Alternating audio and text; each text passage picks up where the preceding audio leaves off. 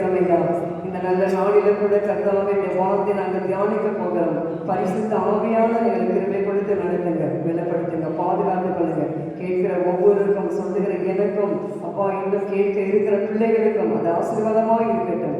காத்துக்கொள்ளுங்க. துதிகள் மகிமையெல்லாம் உமக்கே செலுத்துகிறேன். இயேசுவின் நாமத்தில் பிதாவே, ஆமென். நாம் வாசித்த வேத பகுதியை கூட நாம் மீண்டும் தியானிக்க போகிறோம். லூக்கா எழுதின சுவிசேஷம் 2ஆம் அதிகாரம் 14ஆம் வசனத்தை நாம் வாசிக்கலாம். உன்னதத்தில் இருக்கிற தேவனுக்கு மகிமையும் பூமியிலே சமாதானமும் மனுஷர் மேல் பிரியமும் உண்டாவதாக என்று சொல்லி தேவனை துதித்தார்கள். தெலுங்குல வாசிங்க, ஆங்கிலத்திலே வாசிங்க. సర్వోన్నతమైన స్థలములో దేవునికి మహిమయు ఆయన ఇష్టలైన మనుషులకు భూమి మీద సమాధానము కలుగును గాక అని దేవుడు స్తోత్రము చేయించుచున్నాడు. ఇంగ్లీష్లో వాసి 2:14 లూక్ 2:14.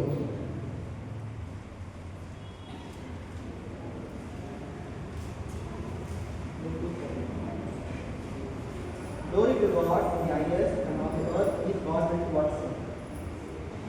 ஆமென். உன்னதத்தில் இருக்கிற தேவனுக்கு மகிமையும் பூமியிலே சமாதானம். முதலாவது நாம் மகிமை, உன்னதத்தில் இருக்கிற நம்ம இயேசுவுக்கு மகிமை செலுத்த வேண்டும் என்று சொல்லி நாம் பார்க்க போகிறோம். வாசிக்கலாம்.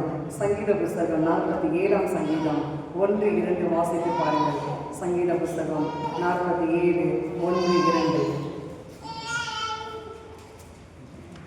சகல ஜனங்களே, கைகொட்டி தேவனுக்கு முன்பாக கம்பீர சத்தமாய் ஆர்ப்பரியுங்கள். உன்னதமானவராகிய கர்த்தர் பயங்கரமானவரும் பூமியின் மீதெங்கும் மகத்துவமான ராஜாவுமாய் இருக்கிறார். ஆமென். உன்னதமானவராகிய கர்த்தர் பயங்கரமானவரும் பூமியின் மீதெங்கும் மகத்துவமான ராஜாவுமாய் இருக்கிறார். அதனாலதான் நாம் மத்திய சுவிசேஷம் வாசிக்கிறோம். இன்று கர்த்தராகிய இயேசு கிறிஸ்து தாவீதின் ஊரில் உங்களுக்கு ராஜாவாக பிறந்திருக்கிறார். இன்றைக்கு ராஜாவாக சொந்தங்கள் ஏற்றுக்கொள்ளவில்லை இயேசு கிறிஸ்துவை. ஆனால் இன்னைக்கு நானும் நீங்களும் மற்ற மதசரும் இயேசுவை சொந்த தெய்வங்களாக, சொந்த ரட்சகராக நாம் ஏற்றுக்கொண்டிருக்கிறோம். ஹல்லேலூயா. அதனாலதான் நாம் மகிமை செலுத்த வேண்டும். அப்போ 1ஆம் வசனத்துல வாசிக்கிறோம். சகல ஜனங்களே, கை கொட்டி தேவனுக்கு முன்பாக கம்பீர சத்தமாய் ஆர்ப்பரியுங்கள். ஏதோ கிறிஸ்மஸ் வந்த ஒரு 2 வசனம் வாசிட்டு எல்லாருக்கும் ஹாப்பி கிறிஸ்மஸ் சொல்லிட்டு நம்ம போயிடலாம் அப்படின்னு சொல்லி நிறைய திருச்சபைகள்ல இன்றைக்கு பாரம்பரியமாக இதை கொண்டாடி கொண்டு வருகிறார்கள். கிறிஸ்துமஸ் என்றால் என்ன? கிறிஸ்துமஸை நாம் ஏன் ஆராதிக்க வேண்டும்? சில சபையார் கிறிஸ்துமஸ் சர்வீஸே கிடையாது.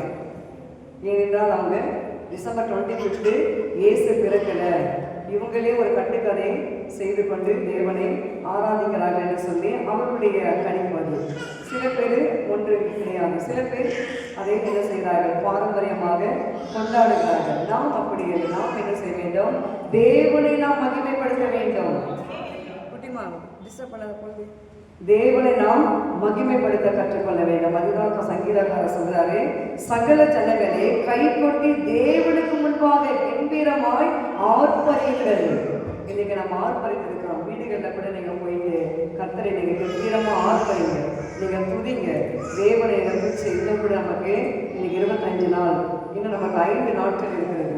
இந்த 5 நாட்களில நீங்கள் தேவன் நமக்கு செய்த நன்மைகள் நினைத்து நன்றாக நீங்கள் வாய்விட்டு சோதரித்து அவர்கள் நன்றி செலுத்த வேண்டும். 2-3 பேர் தான் ஆமென் சொல்றாங்க. நன்றி சொல்லணுங்க. ஏன்னா நம்ம தேவன் நம்மை காப்பாற்றி கொண்டு வந்தார். ஏன் இல்ல சிஸ்டர், என் கணவர் தான் என்னை காப்பாற்றினார், என் பிள்ளைங்க தான் எனக்கு சம்பாதிச்சு கொடுத்தாங்க, என்னுடைய இதுதான் அப்படின்னு நம்ம நினைக்கிறீங்களா? இருக்கட்டும். உங்க கணவர், உங்க பிள்ளைகள் சம்பாதிப்பதற்கு பலனை யார் கொடுக்கிறது? இல்லை.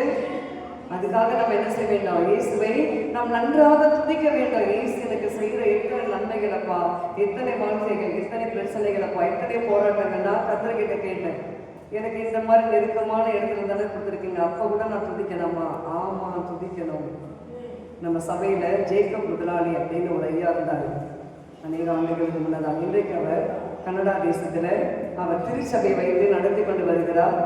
அது மாத்திரமல்ல, அவங்க மகனும் சபையை வைத்து பாஸ்டராக ஊழியம் செய்து கொண்டு வருகிறார்கள்.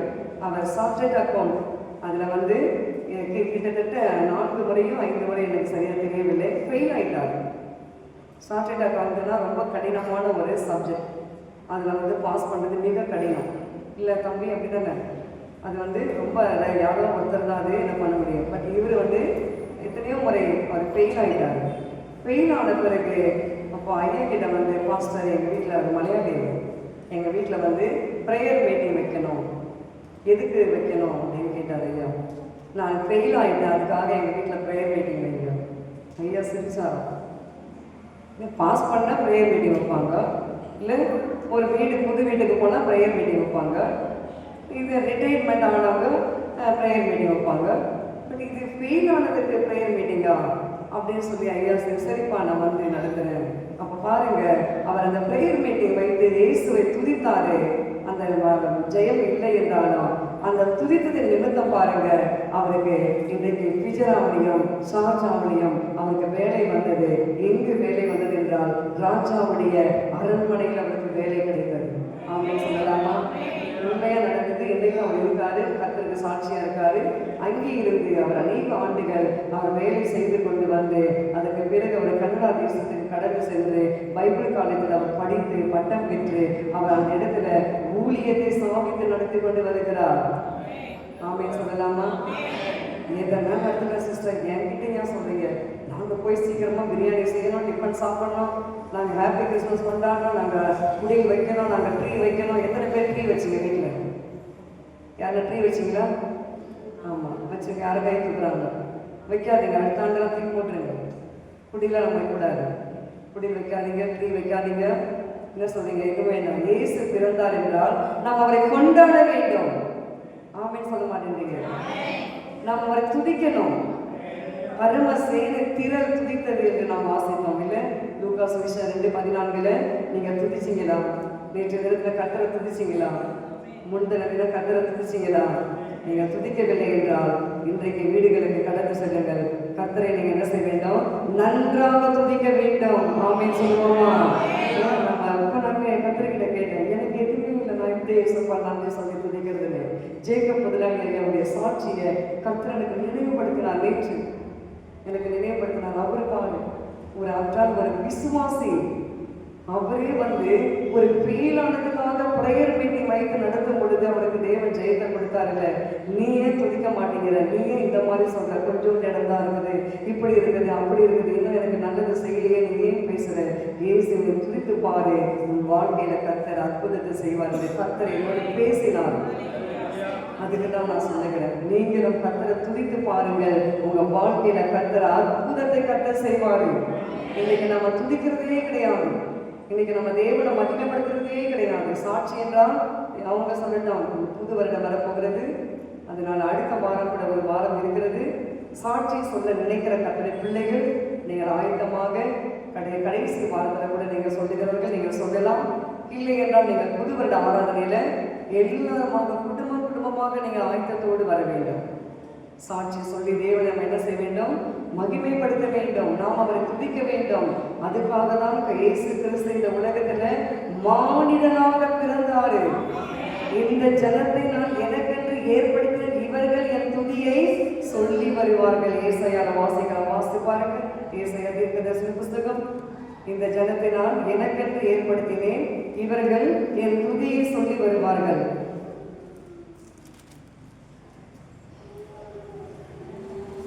நாற்பத்தி 3ஆம் அதிகாரம் 21ஆம் வசனம். ஏசாயா தீர்க்கதரிசன புஸ்தகம் 43:21. இந்த ஜனத்தை எனக்கென்று ஏற்படுத்தினேன், இவர்கள் என் துதியை சொல்லி வருவார்கள். இந்த ஜனத்தை நம்ம கர்த்தர் எதற்காக ஏற்படுத்தினாரு? அவரை நாம் துதிக்க வேண்டும், அவரை நாம் மகிமைப்படுத்த வேண்டும், அவரை நாம் ஆர்ப்பரிக்க வேண்டும். நம்ம அழகா வீடுகள் எல்லாம் ஒயிட் வாஷ் பண்ணி நல்லா லைட்டெல்லாம் போட்டு எல்லாம் ஸ்டாரெல்லாம் கட்டி எல்லாம் பண்ணிட்டு பலகாரம் எல்லாம் செஞ்சு எல்லாம் வச்சுட்டு ஒன்றுமே துதிக்காம இருந்தா இயேசு வருவாரா? சொல்லுங்க, வருவாரா? எப்படி வருவாருல்ல? இயேசு எப்போ வருவார் சொல்லுங்க? யாத்திராம புஸ்தகம் வாசித்து பாருங்க, 20ஆம் அதிகாரம் 24ஆம் வசனத்தை வாசிங்க. அப்பதான் இயேசு வருவாரு. யாத்திராம புஸ்தகம் 20:24. சீக்கிரமா வாசிங்க. மண்ணினாலே பலிபீடத்தை எனக்கு உண்டாக்கி அதன் மேல் உன் ஆடுகளையும் உன் மாடுகளையும் சர்வாங்க தகன பலியாகவும் சமாதான பலியாகவும் செலுத்துவாயாக. நான் என் நாமத்தை பிரஸ்தாபப்படுத்தும் எந்த ஸ்தானத்திலும் உன்னிடத்தில் வந்து உன்னை ஆசீர்வதிப்பேன். ஆமென். கர்த்தர் நம்மை ஆசீர்வதிக்க வேண்டுமானால் நாம் என்ன செய்ய வேண்டுமா? கர்த்தருடைய நாமத்தை நாம் பிரஸ்தாபப்படுத்த வேண்டும். மேய்ப்பர்கள் கர்த்தருடைய நாமத்தை பிரஸ்தாபப்படுத்தினார்கள். மேய்ப்பர்களுக்கு தேவன் முதலாவது தரிசனம் கொடுத்தாரு. வாசிக்கலாம் அந்த வசனத்தை வாசிங்க. மேய்ப்பர்கள் அந்த மந்தையை பார்த்து கொண்டிருக்கும் பொழுது தேவதூதன் தோன்றி மேய்ப்பர்களுக்கு முதலாவது தரிசனம் கொடுத்து பயப்படாதே என்று சொல்லி நான் வாசிக்கிறோம். வாசிங்க எடுத்தவர்கள் சீக்கிரமாக 2:9. அவர்களை கர்த்தருடைய தூதன் அவரிடத்தில் வந்து தேவதூதன் அவர்களை நோக்கி, பயப்படாதீர்கள், இதோ எல்லா ஜனத்துக்கும் மிகுந்த சந்தோஷத்தை உண்டாக்கும் நற்செய்தியை உங்களுக்கு அறிவிக்கிறேன். ஆமென். மேய்ப்பர்களுக்கு அது ஆமென். ஆமா, 8ஆம் வசனம் கரெக்ட். அப்ப மேய்ப்பர்கள் அந்த இடத்துல இருக்கும் பொழுது அவளை பார்த்து பயப்படாதிருங்கள், இதோ நான் எல்லா ஜனத்துக்கும் என்ன செய்கிறேன், மிகுந்த சந்தோஷத்தை உண்டாக்கும் நற்செய்தி உங்களுக்கு அறிவிக்கிறேன். இன்றைக்கு நாம் இயேசுவின் நாமத்தை பிரஸ்தாபப்படுத்த வேண்டும். இயேசு கிறிஸ்து உண்மையான தெய்வம் என்று சொல்லி நாம் என்ன செய்ய வேண்டும், மற்றவர்களுக்கு பிரஸ்தாபப்படுத்த வேண்டும். அதுதாங்க கிறிஸ்மஸ். கிறிஸ்மஸ் எல்லாம் எல்லாம் கலர் கலராக சேலை ஊற்றிக்கிட்டு பட்டு போட கட்டிக்கிட்டு நல்லது கட்டிக்குங்க. நான் வேணாம் சொல்ல நகையெல்லாம் புது புது நகை, பழைய நகை இருந்தால் அதை மாற்றிட்டு புது நகை வாங்கிப்பாங்க. அப்போதான் இயேசு வந்து புது நகை பார்ப்பாரா? ஒன்றும் பார்க்க மாட்டாரு.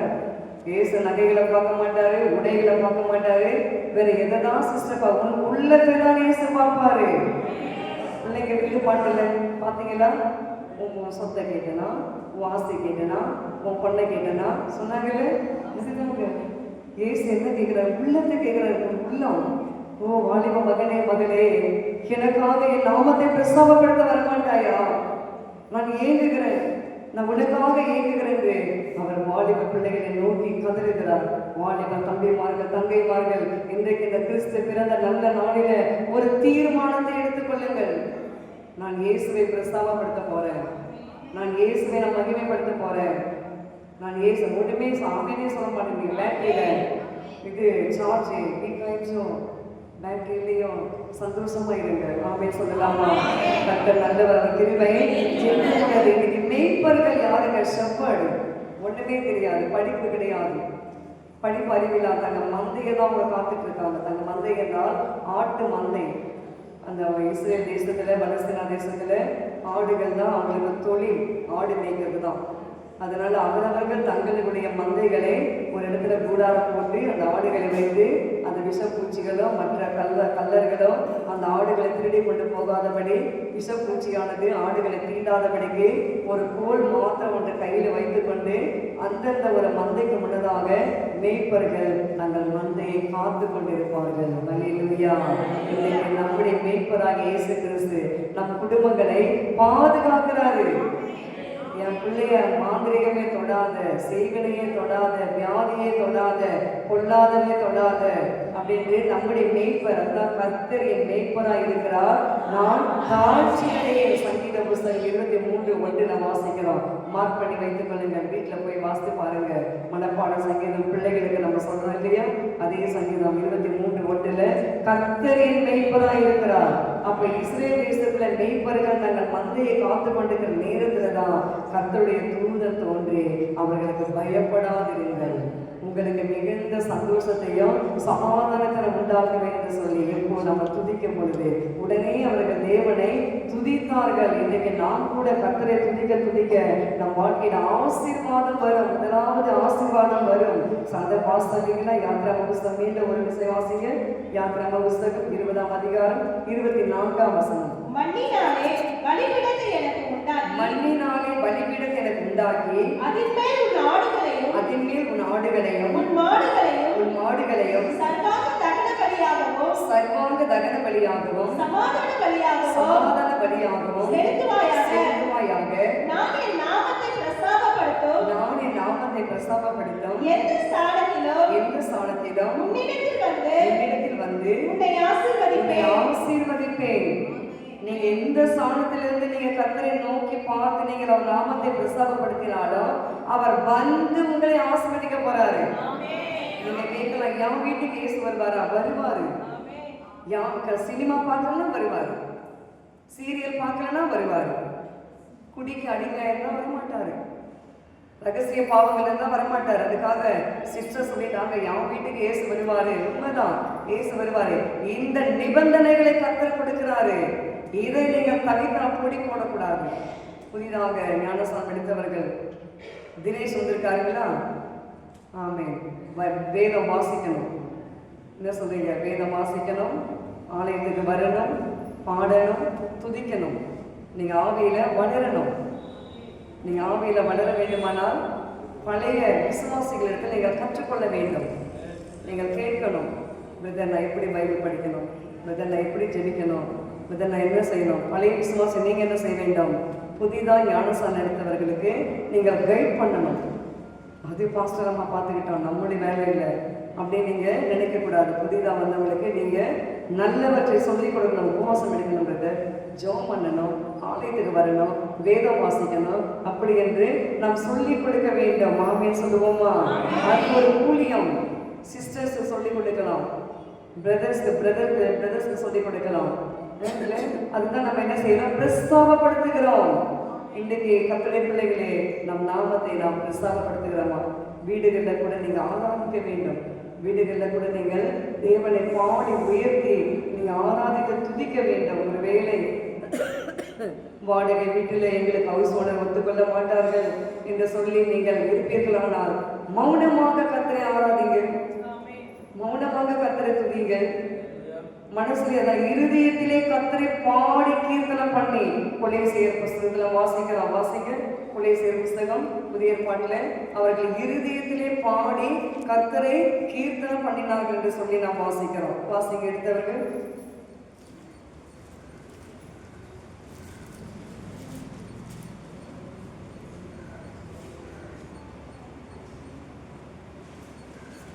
மூன்றாம் அதிகாரம் 16ஆம் வசனம். கொலைசேர் 3 பழைய புதிய ஏற்பாடு, பேஜ் நம்பர் 277.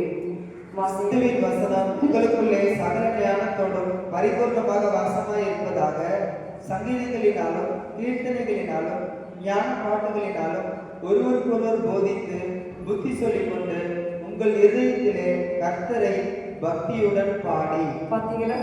உங்கள் இருதயத்திலே கர்த்தரை என்ன செய்ய வேண்டுமா? பக்தியுடன் பாட வேண்டும். இன்னைக்கு இருதயத்துல சினிமா பாட்டு ஓடக்கூடாது. சினிமா பாட்டு கேட்கிறவங்க இன்றையோடு நீங்க அதை நிறுத்திக் கொள்ள வேண்டும். நான் நாடகம் பார்க்கிறேன் சிஸ்டர், என்னால் அது தப்பா முடியலன்னா இன்றையோடு நீங்கள் கர்த்தர்கிட்ட கேளுங்க. இன்றைக்கு இந்த கிறிஸ்துமஸ் நாளில் கர்த்தாவே, என்னுடைய ஆவி ஆத்மா சரீரம் முழுவதும் உமக்கு சொந்தம் ஐயா.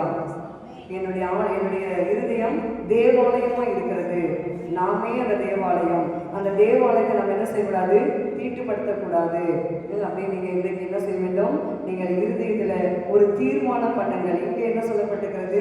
இருதயத்திலே நீங்கள் என்ன செய்ய வேண்டுமா?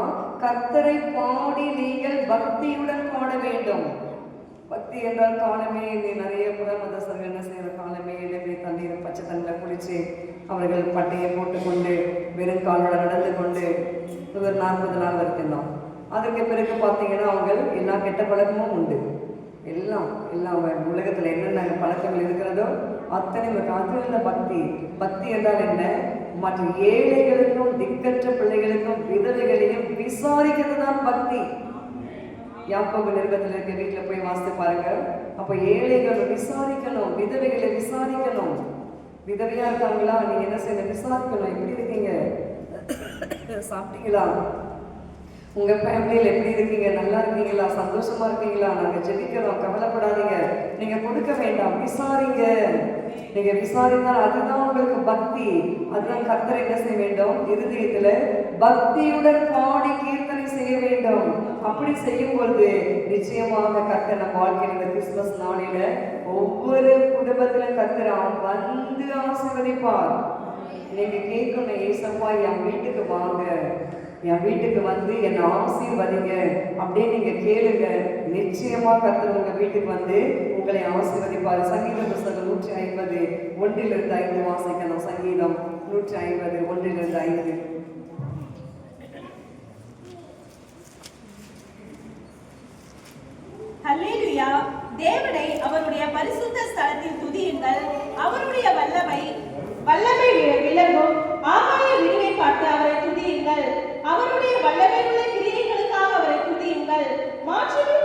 அவருடைய மகத்துவத்திற்காக அவரை துதியுங்கள். எப்போதும் இது 5 வசனம் இருக்கிறது, 5, 6 வசனம் வீட்டுல போய் நீங்க கூட வாசித்து பாருங்க.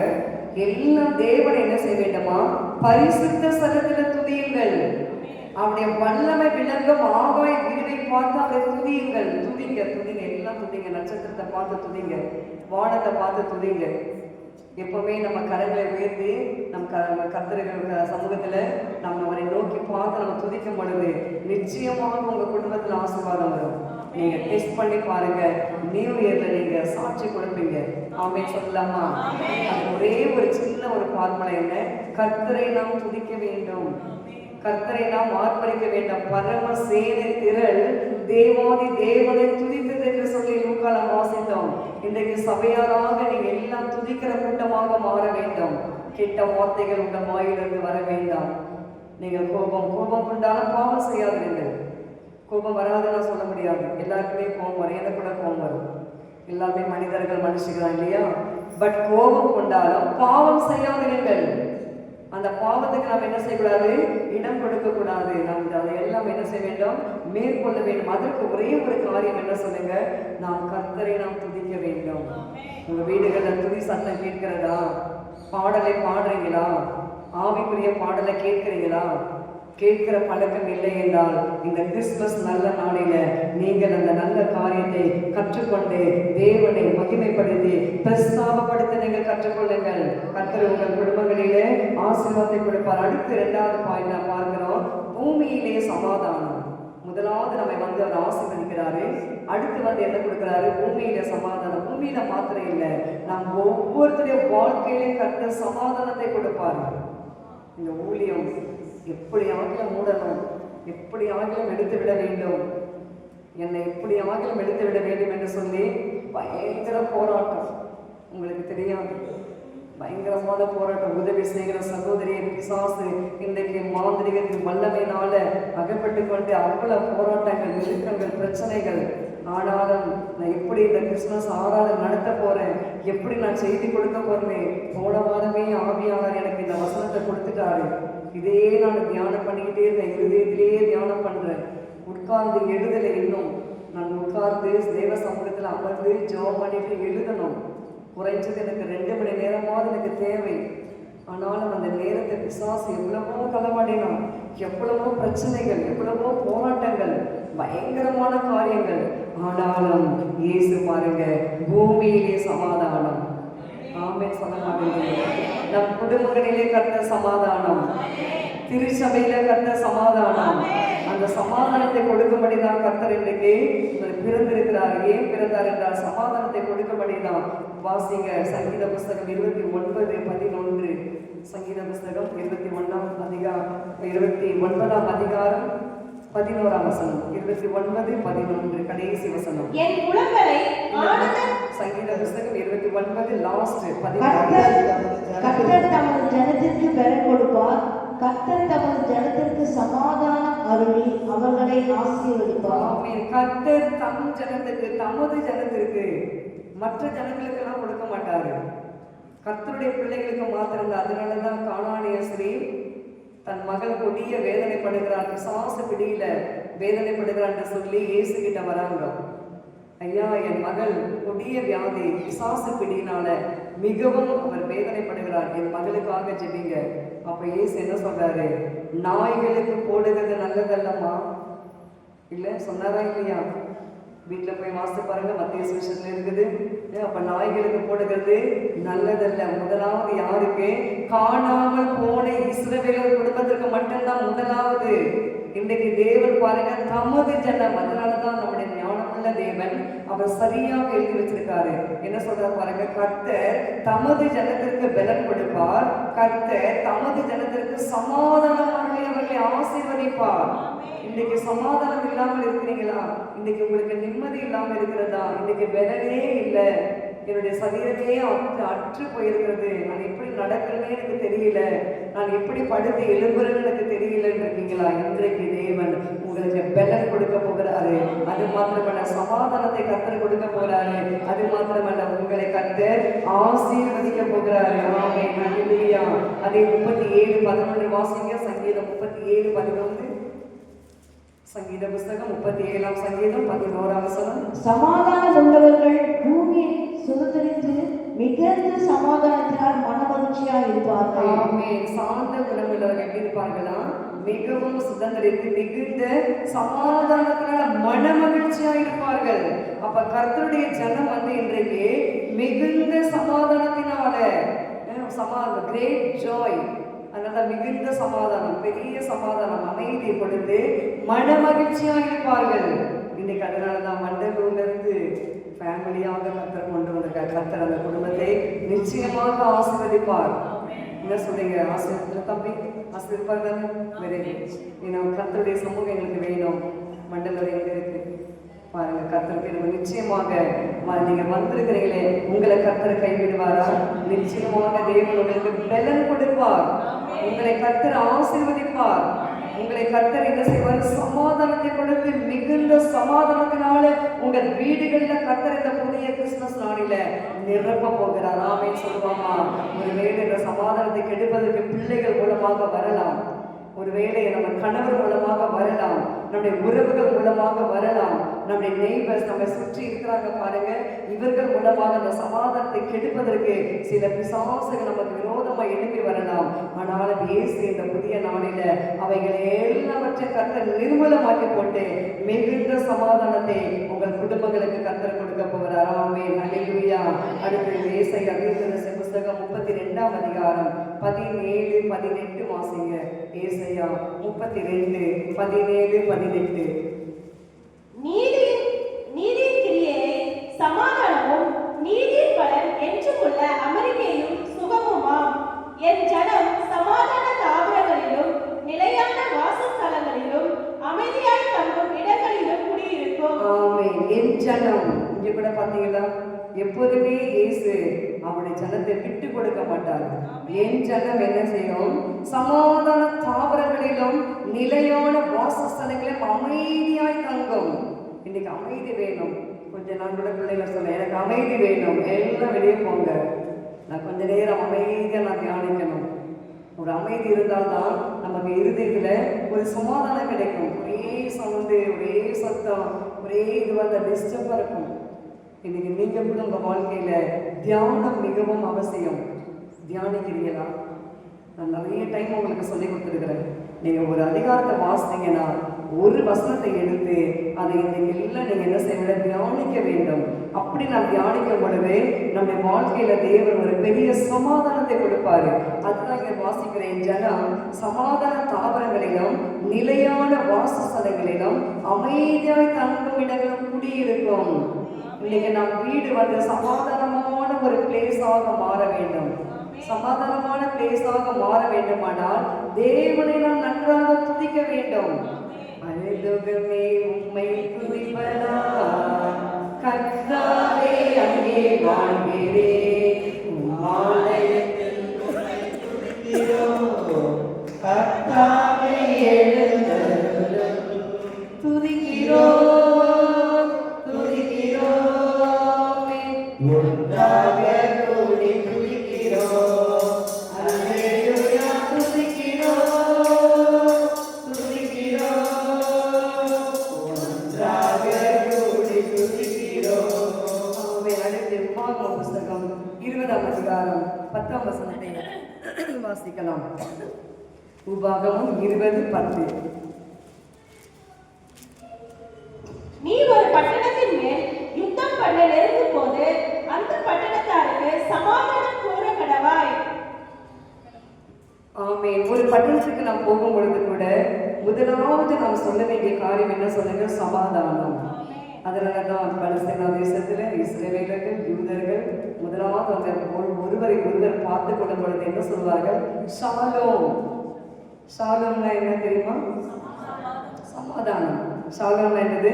சமாதானம். அப்ப இன்னைக்கு சமாதானம், இன்னைக்கு நம்முடைய தேசத்துல சமாதானம் குடியிருக்க வேண்டும், குடும்பங்களில சமாதானம் குடியிருக்க வேண்டும். அதனால்தான் கிறிஸ்தவர்கள் நம்ம ஒருவரை ஒருவர் அன்பின் முத்தத்தோடு தழுவி நாம் வாழ்த்துக்களை தெரிவித்துக் கொள்கிறோம்.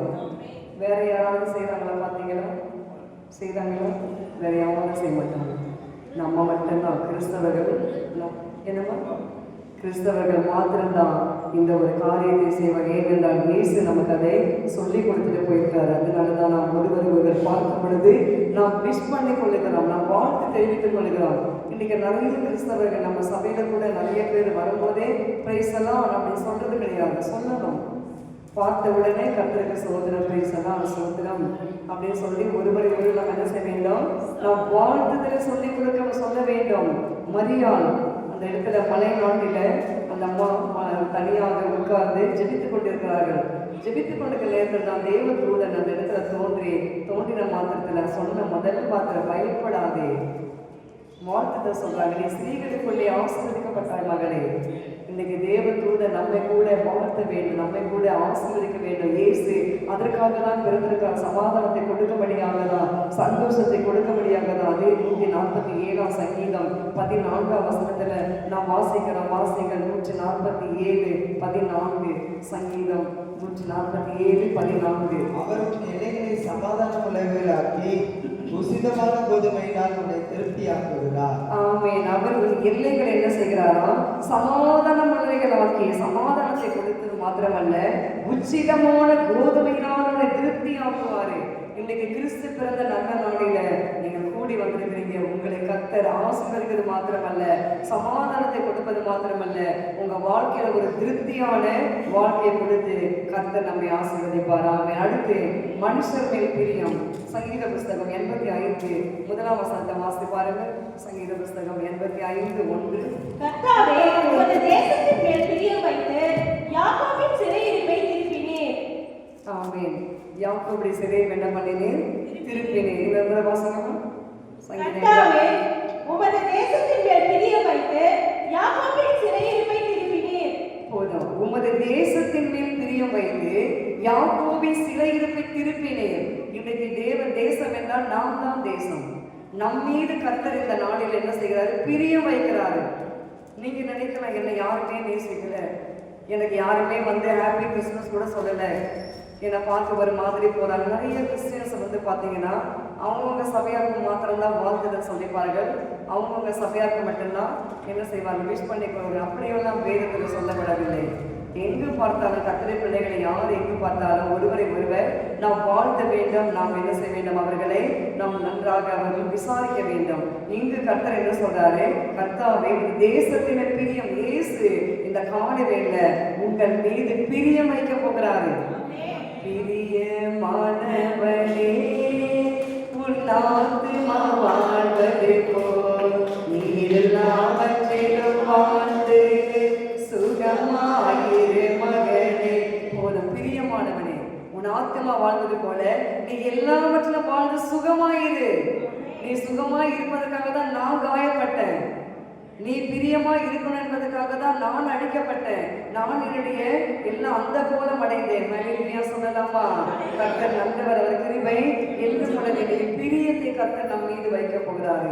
எத்தனை பேர் நீங்க யோசிக்கிறீங்க, அப்பா உங்க பிரியம் என் மேல இருக்கணும்ப்பா, பிரியம் இருக்கணும்னா என்ன செய்யணும்? சும்மா பிரியம் கொடுத்துருவாரா? பிரியம் என்றால் இஷ்டம், விலவெடுத்த நம்ம மீது ஒரு அன்பு வைப்பாரு. இப்படி கணவன் மனைவி ஒரு அன்பு இருக்கும், பிள்ளைகள் தாய் தகப்பன் பிள்ளைகள் அவங்களுக்கு ஒரு அன்பு இருக்கும். அதுக்கு பிறகு ஒருத்தரை ஒருவர் விரும்பிக் கொள்வார்கள், அவர்களுக்கு ஒரு அன்பு இருக்கும். அது வேறு. பட் தேவன் நம் மீது பிரியம் வைக்க வேண்டும். இன்றைக்கு தேவன் உங்க மீது பிரியமா இருக்காரா? எப்படி பிரியத்தை நாம் பெற்றுக்கொள்ள முடியும்? தானியேல் புஸ்தகம் 9ஆம் அதிகாரம் 23 நாம் வாசிக்கிறோம். வாசித்து பாருங்க. தானியேல் புஸ்தகம் 9:23. நீ மிகவும் பிரியமானவன், ஆதலால் நீ வேண்டிக் கொள்ள தொடங்கின பொழுதே கட்டளை வெளிப்பட்டது, நான் அதை அறிவிக்க மாட்டேன். இப்பொழுது சொல்லுகிற வார்த்தையை நீ கவனித்து கேட்டு தரிசனத்தை அறிந்து கொள். ஆமென். நீ மிகவும் பிரியமானவன் தானியேலே, ஏனென்றால் நீ வேண்டிக் கொள்ள தொடங்கின போதே கட்டளை வெளிப்பட்டது. ஏனென்றால் தானியேல் தன் இருதயத்துல தீர்மானம் பண்ணிக்கொண்டு தன் வாலிப வயதுல இயேசுவை பின்பற்றி கொண்டு வந்தார். ஆமென் சொல்லலாமா? இன்றைக்கு வாலிப தம்பிமார்கள் தங்கைமார்கள் இருதயத்துல தீர்மானம் பண்ணி கொள்ளுங்கள், நான் இப்படிதான் இருப்பேன், என் வாழ்க்கை இப்படிதான். நமக்குள்ளே ஒரு பிளான் வைத்துக் கொள்ள வேண்டும். வாலிப தம்பிமார்கள் எல்லாரும் இயேசுவை நீங்க என்ன செய்யணும், அதிகமா நேசிக்கணும். ஜெபிக்கிறீங்களா? தம்பிமார்கள்லாம் ஜெபிக்கிறீங்களா? ஜெபிக்கவில்லை என்றால் ஜெபிக்க கற்றுக்கொள்ளுங்கள். ஒவ்வொரு நாளும் தேவ சமூகத்துல நீங்க ஜெபிக்கும் பொழுது கர்த்தர் பேசுவார், பிரியமானவனே நீ கட்டளை. அப்ப தானியல் ஜெபிச்சார். தானியல் கூட வாலிப வயது தான், வாலிப வயது டீனேஜா இருக்கும்போது தான் அவர் எருசலேமில் இருந்து பாபிலோன் தேசத்துக்கு அவரை சிறைப்பிடித்து கொண்டு போனார்கள். அந்த இடத்துல இருந்த போது கூட பயங்கரமான விக்கிரக ஆராதனை, பயங்கரமான காரியங்கள், அங்க தேவதைகள், விக்கிரக தேவதைகள், மரித்து போன தேவதைகள், வான அக்கினிகள், வானரக்கி எல்லாருக்காக வான சேனைகளை பணிந்து கொள்வார்கள். அப்படிப்பட்டதான பிரம்மாண்டமான ஒரு பொல்லாத ஆவிகள் அந்த பாபிலோன் தேசத்துல இருக்கும். அந்த இடத்துல இருந்த போது கூட தானியேல் தன்னை தீட்டுப்படுத்தாதபடி இருதயத்துல தீர்மானம் பண்ணி கொண்டார். அதனாலதான் தேவன் என்ன சொன்னார், தானியேலை பார்த்து, பிரியமான புருஷனே. இன்னைக்கு தேவன் நம்மை பார்த்து சொல்ல வேண்டும், பிரியமானவனே, பிரியமானவனே, நீ மிகவும் எனக்கு பிரியமா இருக்காமா, நீ உன்னுடைய ஜப ஜீவி எனக்கு நல்லா இருக்குதுமா, உன்னுடைய வேத வாசியம் எனக்கு நல்லா இருக்குதுமா, உன்னுடைய உபவாச ஜபம் எனக்கு உகந்ததா இருக்குதம்மா, நீ ஐயா நீ ஏறெடுக்கிற ஜபங்கள், நீ ஏறெடுக்கிற தான தர்மங்கள் எல்லாமே பிரியமாக இருக்கிறது என்று சொல்லி இயேசு நம்மளை பார்த்து சொல்ல வேண்டும். அந்த பிரியத்தை நாம் இன்னைக்கு பெற்றுக்கொள்ள வேண்டாம். அப்படின்னு சொல்லலாமா? கர்த்தர் நல்லவர், அவர் கிருபை என்றும் உள்ளது. அடுத்து வாசிங்க 1 27 1 கொரிந்தியர் 5ஆம் அதிகாரம் 9ஆம் வசனத்தை வாசித்து பாருங்க. 1 கொரிந்தியர் 5:9. 1 கொரிந்தியர் புஸ்தகம் 5ஆம் அதிகாரம் 9ஆம் வசனம். விபச்சாரக்காரனோட கலத்திருக்க கூடாது என்று நிருபத்தில் உங்களுக்கு எழுதினேன். 5:9 இல்லாமா? ஆமா. 2 கொரிந்தியர் வாசிங்க. 2 கொரிந்தியர் 5:9 வாசிங்க. அது நிமித்தமே நாம் சரீரத்தில் குடியிருந்தாலும் குடியிராமல் போனாலும் அவருக்கு பிரியமானவர்களாய் இருக்க நாடுகிறோம். ஆமென். அது நிமித்தம் நாம் சரீரத்தில் குடியிருந்தாலும் குடியிராமல் போனாலும் அவருக்கு பிரியமானவர்களாக நாம் நாடுகிறோம். நாம் பிரியமானவர்களாக இந்த கிறிஸ்துமஸ் பிறந்த நாளில தேவனுக்கு பிரியமானவர்களாக நாம் வாழ்ந்து கொள்ள நாம் கற்றுக்கொள்ள வேண்டும். ஆமென் சொல்லலாமா? அதனாலதான் உன்னதத்தில் இருக்கிற தேவனுக்கு மகிமையும் பூமியிலே சமாதானமும் பிரியமும் உண்டாவதாக. அந்த பிரியத்தை நாம் பெற்றுக்கொள்ள வேண்டுமானால் நாம் தேவனுக்கு உண்மை உத்தமமாக இருக்க வேண்டும். உண்மை உள்ள மனுஷன் பரிபூர்ண ஆசீர்வாதங்களை பெற்றுக்கொள்கிறான். இன்றைக்கு பரிபூர்ணமான ஆசீர்வாதங்கள் நம் வாழ்க்கையில் வேண்டுமானால் நாம் நிச்சயமாக நாம் தேவனுக்கு பிரியமாக இருக்க வேண்டும். மத்திய சுவிசேஷம் 3ஆம் அதிகாரம் 17ஆம் வசனத்துல இயேசு கூட பிதாவினிடத்துல தன்னுடைய பிரியத்தை பெற்றுக்கொண்டாரு. அவர் மாதிரியா இருந்தபடினாலதான் அவர் நமக்கு சொல்லிக் கொடுக்கிறாரு. 3ஆம் அதிகாரம் 17ஆம் வசனத்துல நாம் வாசிக்க பாருங்க. அன்றையும் வானத்திலிருந்து ஒரு சத்தம் உண்டாகி, இவர் என்னுடைய நேசகுமாரன், இவரில் பிரியமாய் இருக்கிறேன் என்று உரைத்தது. ஆமென். இயேசு கிறிஸ்து பாருங்க என்ன செஞ்சாரு, ஞானஸ்நானம் எடுத்து அவர் கரையேறுகிறாரு. ஞானஸ்நானம் மிகவும் முக்கியம். இன்னும் மனம் திரும்பாத இன்றைக்கு ரட்சணை தான். இன்றைக்கு இயேசு அதற்காக தான் பிறந்தார். எல்லாம் மனம் திரும்பி ஆமென்றதை கூட இயேசுவை ஏற்றுக்கொள்ள வேண்டும். முழுகி ஞானஸ்நானம் எடுக்க வேண்டும். லத்தாம்மா வந்திருக்காங்களா? லத்தாம்மா ஆமே வந்திருக்காங்க. பெண் எடுத்துட்டு வந்து நோட்ல எழுதுனா போதாது, எழுதுங்க நல்லது. இருதய பலகையில எழுதி கொள்ள வேண்டும். இருதயத்தை கர்த்தருக்கு நாம் முழுமையாக கொடுக்க வேண்டும். நாம் ஏதோ எல்லாரும் சபைக்கு வராங்க, நாமெல்லாம் வரலாம், நாமெல்லாம் எழுதலாம், அப்படி அல்ல. இயேசுவினை என்ன செய்ய வேண்டும்? முழுமையாக ஏற்றுக்கொண்டு அவருடைய பிரியத்தை நாம் பெற்றுக்கொள்ள வேண்டும். டிஎல் மூடி என்றதான ஒரு அருமையான தேவ மனிதர். அவர் இருந்த நாட்கள் அவங்க வேலைக்காரன் நினைக்கிறார். ரொம்ப வருஷமாக அவர் ரட்சிக்கப்படாமல் இருந்தார். இவரும் எவ்வளவோ ஜாம் பண்ணிட்டே இருப்பார் அந்த வேலைக்காரனுக்காக. ஆனாலும் ரட்சிக்கப்பட்ட மாதிரி தெரியல. அந்த ஐயா இறந்த பிறகு அதுக்கு பிறகு எல்லாம் அந்த ஐயாவுடைய டைரியெல்லாம் பார்க்குறாங்க. இன்னும் ஏதாவது எனக்கு எழுதி வச்சிருப்பாரா, எனக்கு எதனா சொல்லியிருப்பாரா சொல்லி அந்த நான் கூட ஐயா இறந்த பிறகு டைரியை பார்த்தேன். டைரியில் ஏதாவது ஐயா எழுதி வச்சிருக்காரான்னு. ஐயா ஏசப்பாவுடைய வசனங்களை மாத்திரம்தான் தியானிச்சு எழுதி வச்சிருக்காரு. அதே போல் அந்த ஐயா கூட என்ன எழுதி வச்சிருக்காரு, என் வேலைக்காரன் இன்னும் மனம் திரும்பவில்லையே, என் வேலைக்காரன் இன்னும் ரட்சிக்கப்படவில்லையே. அதை பார்த்த உடனே அந்த வேலைக்காரன் அந்த ஐயாவுடைய அந்த அடக்க ஆராதனை கூட இன்னும் முடியல. அதற்குள்ளேயே அந்த வேலைக்காரன் இயேசுவை ஏற்றுக்கொண்டான். ஆமென் சொல்லுவோமா? இன்றைக்கு ரட்சணிய நாள். இன்றைக்கே மனம் திரும்புங்க. இதை விட்டுட்டீங்கன்னு சொன்னீங்கன்னா உங்களுக்கு வேறு ஒரு நாள் வருவது மிகவும் கடினம். உங்க இயேசுடைய பிரியத்தை நீங்கள் பெற்றுக்கொள்ள வேண்டுமானால் நாம் மூலிகை ஞானஸ்தானம் எடுக்க வேண்டும். அப்பொழுது அதுக்காக வேண்டிய எல்லா பாவ பழக்கங்களோடு நம்ம ஞானஸ்தானம் எடுத்துட்டா நமக்கு பிரியம் கிடைக்காது. ஞானஸ்தானம் எடுத்த உடனே நாம் தேவ சமூகத்துல தேவ சாயலாக மாறி அவர் தேவனுடைய சுவாபங்களை நாம் தரித்து கொள்ள வேண்டும். அப்படி இருக்கும்போது மட்டும்தான் நமக்கு அந்த பிரியத்தை கர்த்தர் கொடுத்து நடத்துவார். 2 கொரிந்தியர் 9ஆம் அதிகாரம் 7-8 வாசிங்க. 2 கொரிந்தியர் 9:7-8 வாசிங்க. அவனவன் விசிரமாயும் அல்ல கட்டாயமாயும் அல்ல, தன் மனதில் நியமித்தபடியே கொடுக்க கடவன். உற்சாகமாய் கொடுக்கிற இடத்தில் தேவன் பிரியமாய் இருக்கிறார். உற்சாகமாய் கொடுக்கிற தேவன் எப்படி இருக்கிறாரு? பிரியமாய் இருக்கிறாரு. 5 அப்பம் 2 மீன் 5000 பேருக்கு மேற்பட்ட சாப்பிட்டு மீதமாக 12 கூடைகளை எடுத்தார்கள். அதுக்கு ஒரே காரியம் என்ன சொல்லுங்க? அந்த சிறுவன் இடத்துல வைத்திருந்த அந்த 5 அப்பம் 2 மீனை உற்சாகமாக தேவனிடத்துல கொண்டு வந்து கொடுத்தான். இன்னைக்கு நம்முடைய ஆவி கூட உற்சாகமா இருக்க வேண்டும். ஜெபிப்பதற்கு உற்சாகமா இருக்க வேண்டும். கொடுப்பதற்கு உற்சாகமா இருக்க வேண்டும். மற்றவரை நேசிப்பதற்கு உற்சாகமா இருக்க வேண்டும். நம்ம அதுக்காக தான் கர்த்தர் இயேசு இன்றைக்கு பூமியில பிறந்திருக்கிறாரு. இன்னைக்கு நிறைய பேருக்கு இந்த விஷயம் தெரியாதனாலதான் சாண்டா கிளாஸ் உடைய போட்டுட்டு ரோட்ல பவனி வந்துட்டா கிறிஸ்துமஸ் ஆராதனை ஆயிடுங்களா? இன்னைக்கு நிறைய பேர் தவிர யாருங்க சாண்டா கிளாஸ் சொல்லுங்க, தெரியுமா உங்களுக்கு? சொன்னா நீங்க நம்ப மாட்டீங்க. இந்த பாஸ்டர் அம்மாக்கு வேற வேலை இல்லை, சாண்டா கிளாஸ் போய் பிசாசுன்னு சொல்றாங்க பாரு அப்படின்னு. நீங்க உண்மையான சம்பவம் சாண்டா கிளாஸ் யாருன்னா நீங்க அந்த போடவே மாட்டீங்க. அதனால தான் நம்ம சமையல போடுறோமா பார்த்தீங்களா? போட மாட்டோம். ஏன்னா நமக்கு சத்தியம் தெரிந்த பிறகு நாமளே அந்த பிசாசுகளை கொண்டு வந்து சபைக்குள்ள வீடுகளில் வைக்கக்கூடாது. அல்லேலூயா சொல்லலாமா? இன்னைக்கு அதே கிறிஸ்தவர்கள் யார் எதை பிரஸ்தாபப்படுத்த வேண்டுமோ அதை விட்டு விடுகிறார்கள். எதை பிரஸ்தாபப்படுத்த கூடாதோ அதை தான் மேன்மையாக பிரஸ்தாபப்படுத்துகிறார்கள். இன்னைக்கு வந்து பார்த்தீங்கன்னா கிறிஸ்மஸ் ட்ரீ வந்து பிரம்மாண்டமா ரொம்ப சூப்பரா அதை வந்து டெக்கரேட் பண்ணால் அதுக்கு ப்ரைஸ் உண்டுன்னு சில சபை சொல்லுகிறது. அதை வந்து ஃபோட்டோ எடுத்துகிட்டு போயிட்டு பாஸ்டர் ஐயா பார்ப்பாரு. பாஸ்டர் கொடுக்குற ஐயரு பார்ப்பாரு. அதை பார்த்து எல்லாம் உட்காந்து அந்த மூப்பர் அவங்க இவங்கெல்லாம் இருப்பாங்க இல்லையா, அந்த சபைகளை பார்த்துட்டு ஐயா இது நல்லா இருக்கு, இது நல்லா இருக்கு, மூப்பர் இல்லை இது நல்லா இருக்கு, இவங்கெல்லாம் போட்டு அந்த வீட்டுக்கு போயிட்டு அம்மா உங்கள் வீட்டு கிறிஸ்மஸ் ட்ரீ தான் மிக விசேஷமாக நல்ல சூப்பராக இருந்துச்சு, அதனால உங்களுக்கு தான் இந்த ஃபர்ஸ்ட் கிஃப்ட்டு. ஏசு ஒரு நாளும் ஒத்துக்க மாட்டாரு. ஏசு அதுல பிரியமா இருக்க மாட்டாரு. ஆமென் சொல்லலாமா? யாரு கிறிஸ்மஸ் எதுக்கு சொல்லுங்க?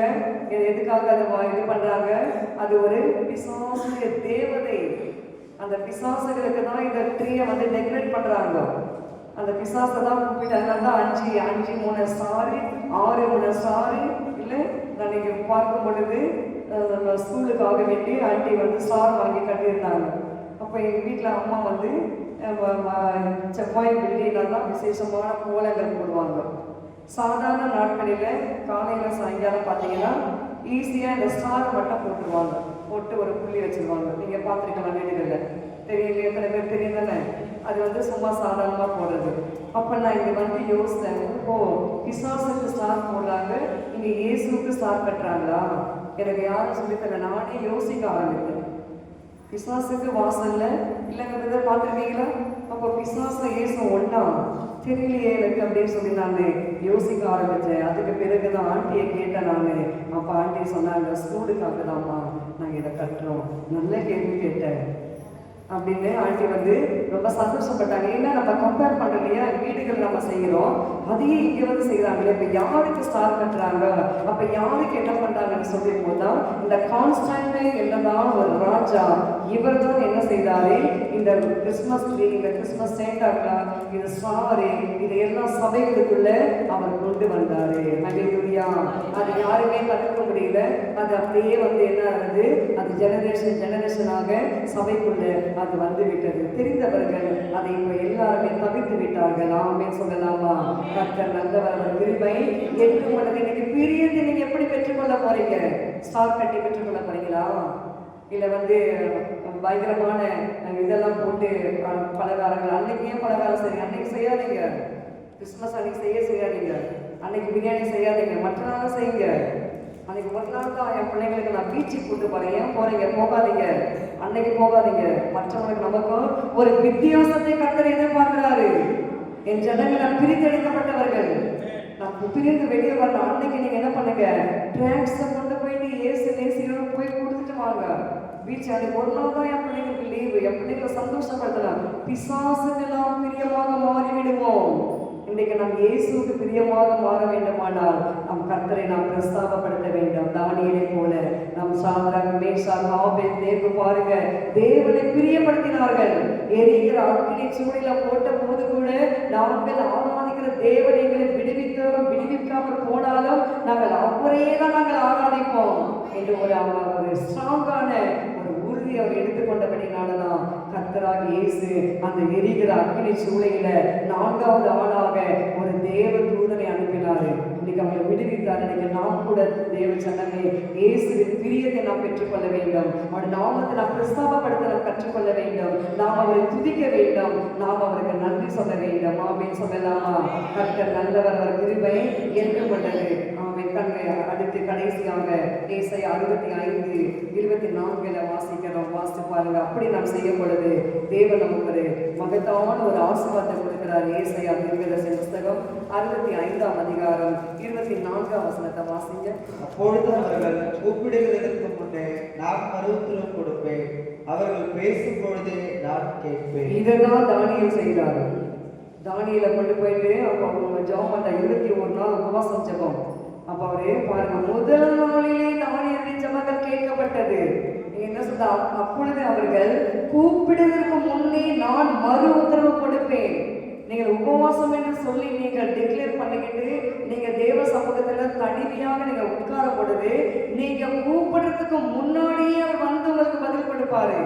ஏனென்றால் நம்முடைய பிரியம் இயேசுடைய பிரியம் நம் மீது இருக்கிறது. நம்மை அவர் நேசிக்கிறாரு, நம் மீது அவர் அன்பு வைக்கிறாரு. அவர் நம் மீது அன்பு வைத்தபடினாலதான் இந்த 2025ஆம் ஆண்டு கிறிஸ்துமஸ் நாளில கூட நம் சபையில வந்து நம் ஆராதித்து கொண்டாடுவதற்கு கர்த்தர் நம்மை கொண்டு வந்திருக்கிறார். கர்த்தர் நல்லவர், அவர் கிருபை என்று உள்ளது. நிச்சயமாக நீங்க என்னென்ன காரியத்துக்கெல்லாம் கூப்பிடுறீங்களா, அந்த கூப்பிடுறதுக்கு முன்னாடியே உங்களுக்கு நிறைய தேவைகள் இருக்கலாம், உங்களுக்கு பிரச்சனைகள் இருக்கலாம். அந்த காரியங்களை எல்லாம் நீங்க கூப்பிடுறதுக்கு முன்னாடியே அவர் உங்களுக்கு உத்தரவு கொடுத்து உங்களை அவர் ஆசீர்வதிக்கிற தேவனாய் இருக்கிறார். ஆமென். கண்களை மூடி நாம் ஜெபிக்கலாம். ஹல்லேலூயா, ஹல்லேலூயா.